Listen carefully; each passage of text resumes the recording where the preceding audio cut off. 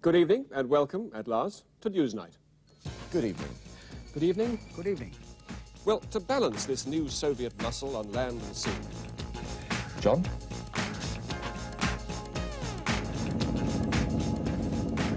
Oman is a mere tiddler alongside the superpowers, and she has no direct interest in the safety of the oil traffic.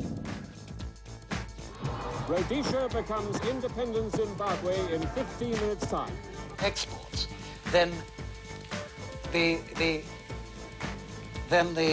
sorry, I've got Ian Smith coming in here. But if the government doesn't bend further, what's happening here suggests the strikes will spread and lengthen. The strike leader at the Lenin shipyard is Lech Wałęsa, who was on the strike committee 10 years ago. The regime is now faced with an agonizing choice.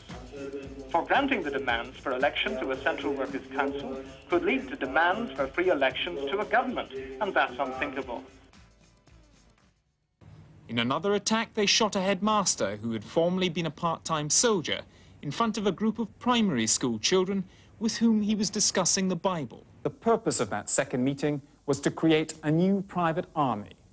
And Ballykelly, a bomb planted without warning in a crowded disco bar, killing 11 off-duty soldiers and 6 civilians. But while the British occupy our country, things like Ballykelly's will happen and will continue to happen. But it's justifiable to kill 6 civilians in the pursuit of that end. Yeah, it's justifiable when the British bombed Dresden, wasn't it? A special edition of Newsnight on an extraordinary day in our history. The first full day of the Argentine occupation of the British Falkland Islands.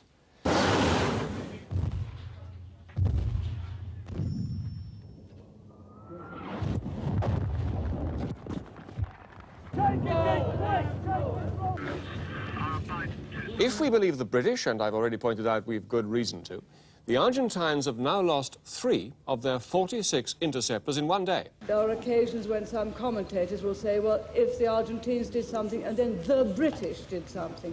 I can only say that if this is so, it does give offence. Just to know, have you seen the full text? Because every other broadcaster's told me they haven't. Have you seen it, truthfully? Can you... No, I'm asking you a question. How is your husband? Excuse me? How is my husband? Yes. I don't know, because he's not there. I have no news.